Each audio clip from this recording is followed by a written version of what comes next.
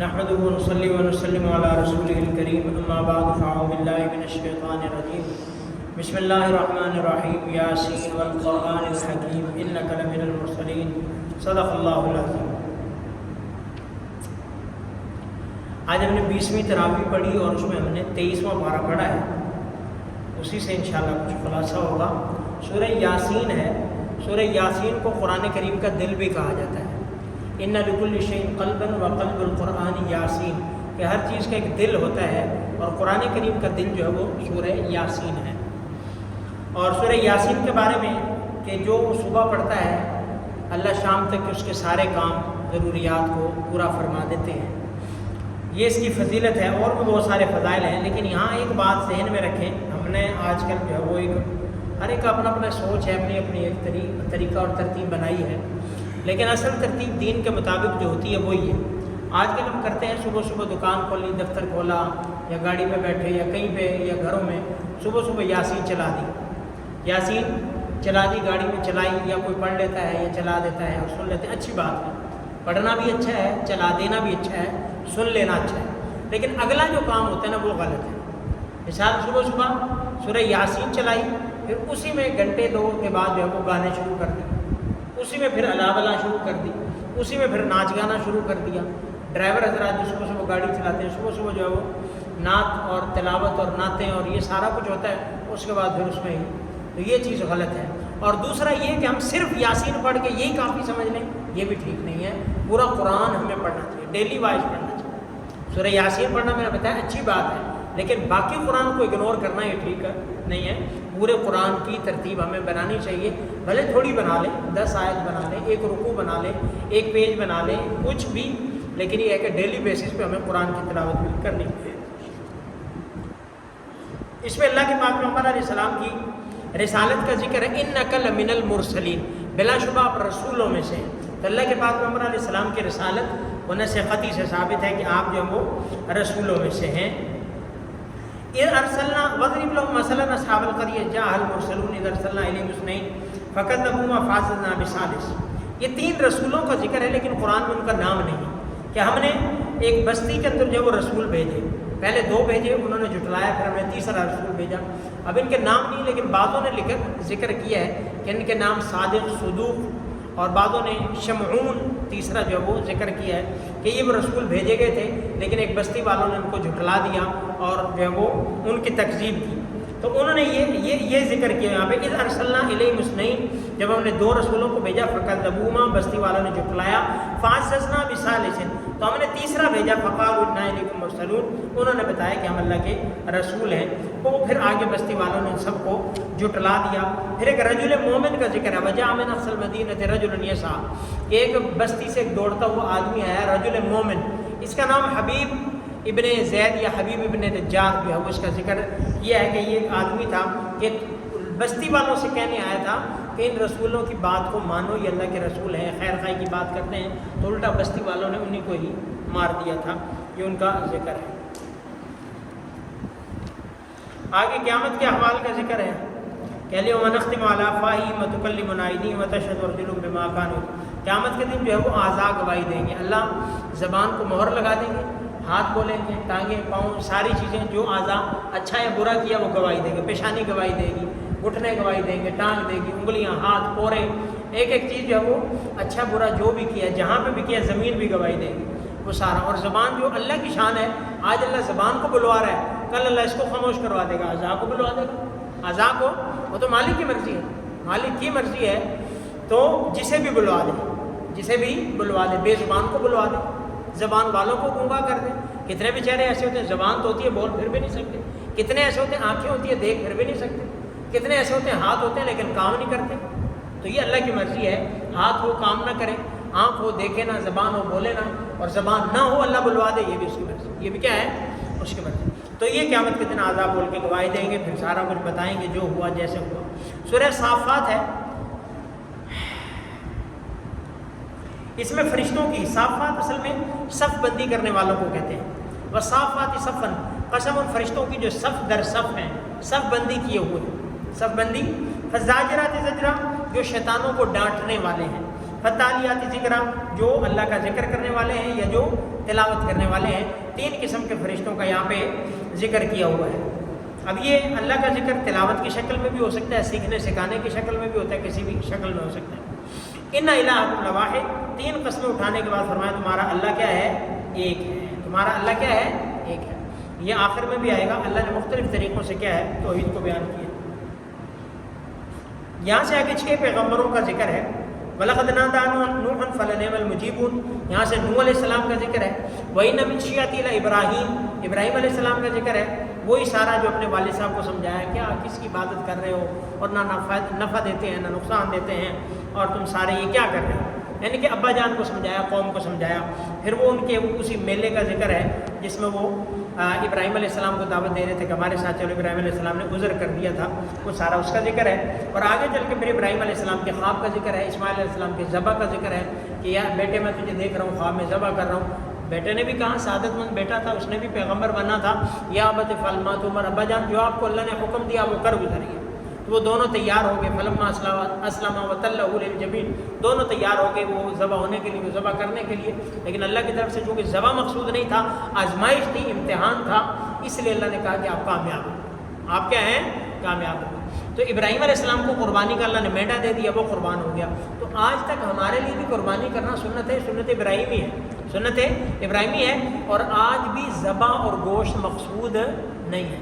جس طرح وہاں پہ اسماعیل علیہ السلام کے گلے پہ چھری مقصد نہیں تھی، صرف امتحان مقصود تھا، آج بھی اگر ہم قربانی کرتے ہیں تو گوشت کھانا کھلانا مقصد نہیں ہے، آج بھی صرف کیا ہے؟ اخلاص مطلوب ہے، اللہ کی رضا اور تابعداری اللہ دیکھنا چاہتے ہیں۔ آگے موسیٰ اور ہارون علیہ السلام کا ذکر ہے، اور اس کے بعد پھر سیدنا لوط علیہ السلام کا ذکر ہے، اور الیاس علیہ السلام کا ذکر ہے۔ ان الیاس لمن المرسلین، ان کا صرف شاید یہیں پہ ہی ذکر ہے۔ اذ قال لقوم لا تتقون، انہوں نے بھی اپنی قوم سے اللہ سے ڈرنے کا جو ہے وہ دعوت دی۔ اور اتدعون بعلا وتذرون احسن الخالقین، کہ تم بعل بت کا نام ہے، کہ تم بت کو پکارتے ہو اور اللہ جو احسن الخالقین اس کو چھوڑ دیتے ہو۔ اللہ ربکم و رب آبائکم الاولین، اللہ تمہارا بھی رب ہے، تمہارے پہلوں کا بھی رب ہے۔ لوط علیہ السلام کا ذکر آگے، یونس علیہ السلام کا ذکر ہے کہ جب وہ مچھلی کے پیٹ میں گئے تھے، پھر انہیں جب وہ اللہ سے معافی مانگی، توبہ استغفار کی، پھر مچھلی نے ان کو باہر نکال دیا، اور پھر بڑی وہ کمزور حالت میں تھے، اور سارا پھر اللہ نے جو ان کے لیے کھانے کا کدو کی بیل کا انتظام کیا جسے وہ کھاتے تھے، اس کا اس میں ذکر ہے۔ آگے سورہ صاد ہے، کیونکہ یہ حروف مقطعات میں سے صاد کے ساتھ شروع ہو رہی ہے، اس مناسبت سے اس کا نام سورہ صاد ہے۔ مکی صورت ہے چونکہ اس میں بھی جب وہ توحید کا ذکر ہے، اور اجعل الآلہۃ الہا واحدا ان ھذا، مشرکین کے لیے بات بڑی عجیب تھی کہ ہم نے تو مختلف خدا بنا رکھے ہیں، یہ بارش والا، یہ بیٹوں والا، یہ بیٹیوں والا، یہ روٹی والا، یہ روزی والا، یہ فلاں والا، یہ کاروبار والا، اور یہ کہتا ہے نہیں، سارا ایک ہی اللہ ہے، سارا عالم وانی اس نے کر دیا کہ روزی بھی وہی، روٹی بھی وہی، بیٹے بھی وہی، بیٹی بھی وہی، پریشانیاں بھی وہی دور کرے، بارش بھی، اور ہر چیز وہی دیتا ہے۔ تو یہ ایک عجیب بات ہے، اجعل الآلہۃ الہا واحدا ان ھذا لشیء عجاب، کہ یہ تو بڑی عجیب بات ہے کہ سارے ایک ہی کیسے کرتے ہیں، ایک ہی خدا اتنا کچھ کیسے کر سکتا ہے۔ تو یہ ان کا ذکر ہے۔ آگے جب وہ کذبت قبلہم قوم نوح، قوم نوح نے جھٹلایا، عاد نے جھٹلایا، فرعون نے، ان کا ذکر ہے۔ آگے داؤد علیہ السلام کا ذکر ہے، ان کی خاص آزمائش اور واقعہ اس کا ذکر ہے۔ آگے سلیمان علیہ السلام کا ذکر ہے کہ اللہ نے ان کو بادشاہت عطا فرمائی تھی اور بڑی عالیشان، اور انہوں نے اللہ سے دعا کی تھی، یا اللہ مجھے ایسی بادشاہت دینا لا ينبغي لأحد من بعدی، میرے بعد کسی کے پاس ایسی نہ ہو، میرے بعد اللہ نے پھر واقعی ایسی بادشاہ دی، کسی کے پاس نہیں تھی۔ اور پھر ساتھ میں یہ بھی دعا کی تھی کہ وجعل ملکی ملکا لا حساب فیہ، کہ اللہ بادشاہت بھی ہو اور ایسی ہو جس کا حساب بھی کوئی نہ ہو، مگر نہ بادشاہت کا حساب تو بڑا بھاری ہے، کیونکہ بادشاہت کا حساب متعلق ہے ایک ایک بندے سے، ایک ایک بندے سے۔ یہ جو کرسیوں پہ لڑتے ہیں نا، وزیر اعظم کی کرسی پہ، وزیر اعلیٰ کی کرسی پہ، اور صدر کی کرسی پہ بڑے شوق سے، اور جو مرضی دھاندلی کرنی پڑے اور پیسے لگانے پڑے، بندے خریدنے پڑے، اور جو ان کو کرنا پڑے کرتے ہیں کہ کرسی ہمیں مل جائے۔ یہ کرسی آج جتنا اس پہ بیٹھنا آسان ہے، کل اتنا ہی زیادہ مشکل ہے۔ اس کا ایک ایک پایا جو ہے نا وہ پبلک کے ہاتھ میں ہے، یہ پبلک کا پایا ہے۔ تو ایک ایک بندے کا ایک ایک پیسہ جو اکٹھا ہوتا ہے، اس میں میرا آپ کا ہر ایک کا ایک ایک روپیہ اس میں ہوتا ہے، اور اگر کھایا کرپشن کی تو سب کو جواب دینا پڑے گا، سب سے معافی مانگنی۔ تو یہ معمولی چیز نہیں ہے، بڑی جو وہ ایک مشکل چیز ہے۔ تو خیر، تو اس لیے فرمایا یا اللہ حساب نا ہو، حساب تو بڑا مشکل ہے، حساب تو کیا ہے، بڑا مشکل ہے۔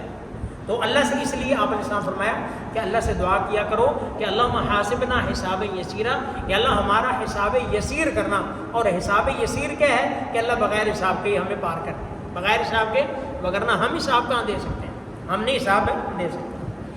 آگے ایوب علیہ السلام کا ذکر ہے، پہلے بھی ہو چکا ہے۔ یہاں پہ خاص یہ ہے کہ ایوب علیہ السلام جب بیمار تھے نا، آدمی جب بیمار ہوتا ہے نا، فطری سی ایک چیز ہے، بندہ تھوڑا کمزور ہو جاتا ہے، ایمان بھی کمزور ہو جاتا ہے، دوائیاں لے لے کے نا تھک جاتا ہے، پھر کو بتاتا نہیں یار فلاں بابا ہے، ایک تعویذ دیتا ہے اور یہ کرتا ہے، بندہ کہتا ہے چل یار چیک ہی کریں، اتنے عرصے تھوڑا سا بندے کے دل میں آ جاتا ہے کہ چلو کوئی حرج نہیں، وہ تھوڑا سا الٹا کام بھی کرنا پڑے تو کر لیتا ہے تھوڑا سا۔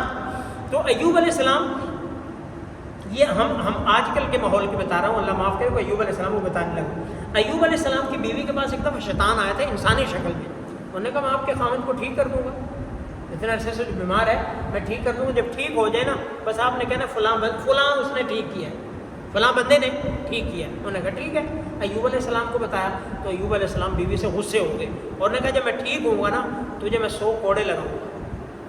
انہوں نے کہا وہ تو شیطان تھا اور وہ تجھے اپنے سے وہ شفا کا کہہ گیا، تو نے اس کی بات مان لی۔ تو اب ایوب علیہ السلام نے یہ قسم اٹھا لی، ادھر سے اللہ نے ایوب علیہ السلام کو شفا دے دی۔ اب شفا دی، ایوب علیہ السلام پریشان، ظاہر بات ہے قسم تو اٹھا بیٹھے کہ بیوی نے اتنی خدمت کی، اس کا صلہ میں اس کو مار کے دوں اور نہ ماروں تو قسم ٹوٹتی، اب کیا کروں؟ تو اللہ نے پھر کہا وَخُذْ بِيَدِكَ ضِغْثًا فَاضْرِبْ بِهِ وَلَا تَحْنَثْ، کہ 100 تنکے لے لو، تنکے چھوٹے جس طرح آج کل جھاڑو لگا لو، جھاڑو میں 100 ہوتے ہی ہیں تقریباً، کہ اس کو وہ لے لو اور ایک ہلکا سا جیسے لگا دو، وہ 100 لگ بھی جائیں گے، قسم بھی پوری ہو جائے گی اور اس کے ساتھ زیادتی بھی نہیں ہوگی۔ تو اس میں اس کا ذکر ہے، اس سے پتہ چلتا ہے انبیاء کا ایمان کس لیول کا ہوتا ہے کہ 18 سال بیمار رہے، انہوں نے کہا کوئی مسئلہ، لیکن یہ شیطان نہیں، میرا اللہ مجھے شفا دے، اور اللہ نے پھر شفا دی اور سارا کچھ واپس دیا۔ تو اس لیے جو مرضی ہو جائے کبھی بھی جو ہے وہ ڈی ٹریک نہ ہو، غلط راستے پر غلط اقدام نہ کریں، شفا اللہ نے دینی اگر قسمت میں ہے، اگر نہیں ہے تو جہاں مرضی چلے جائیں ملنے نہیں، تو اس لیے راستہ غلط ہے، نہیں کرنا چاہیے۔ ہو سکتا ہے خدا نہ خواستہ غلط اقدام اٹھائیں، غلط قدم بھی اٹھایا، ساتھ ہی موت واقع ہو جائے، پھر کیا کریں گے، پھر کیا کریں گے؟ تو اس لیے موت زندگی تو اللہ کے ہاتھ میں ہے۔ آگے آدم علیہ السلام اور ابلیس کا ذکر ہے، اے ابلیس نے کہا میں سجدہ کیوں کروں؟ سورہ زمر ہے، زمر کا معنی گروہ ہوتا ہے، زمر کے آخر میں آگے 24ویں پارے میں کل کے اس میں آئے گا، 2 گروہوں کا ذکر ہے، جنتی اور جہنمی، اس مناسبت سے سورت کا نام سورہ زمر ہے۔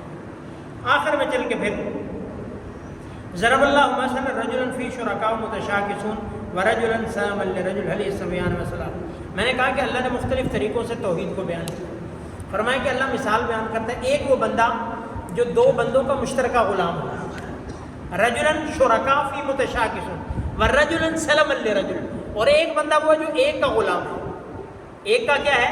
غلام ہے، جو 2 کا غلام ہے وہ پھنسا ہوا ہے، وہ کیا ہے؟ 2 کے درمیان پھنسا ہوا، ادھر یہ بلائے گا ادھر وہ بلائے گا، ادھر یہ کہے گا یہ کرو وہ کہے گا یہ کرو، ایٹ اے ٹائم اس نے بھی بلا لیا اس نے بھی بلا لیا، ایٹ اے ٹائم اس نے بھی کوئی کام کہہ دیا، اس نے مشرق کا کام کہہ دیا دوسرے نے مغرب کا کہہ دیا ایک ہی ٹائم پہ، تو یہ کیا ہوگا؟ یہ ایک غلام بیچارہ یہ پھنسا ہوا ہے، 2 کشتیوں کا سوار جسے کہہ لیں، تو یہ کیا پھنسا ہوا، اور ایک بندہ وہ جو ایک ہی کا غلام ہے، یہ ملازم ہے، اسی کے کام کرنے ہیں، اسے پتہ ہے میں نے ایک کام بھیجا ہوا ہے، تو وہ آئے گا تو دوسرا کام کرے گا، ایک کام سے فارغ ہوتا تو دوسرا، تو اس لیے جو ایک اللہ کا بندہ ہے نا اسے کوئی ٹینشن نہیں، اسے کسی کی کوئی پرواہ نہیں، اور جو بندے کو پوچھتا ہے، ہر بت شد کو پوچھتا ہے، اس کے لیے سارا کیا ہے؟ ٹینشن۔ تو اس لیے بندہ کیا ہونا چاہیے؟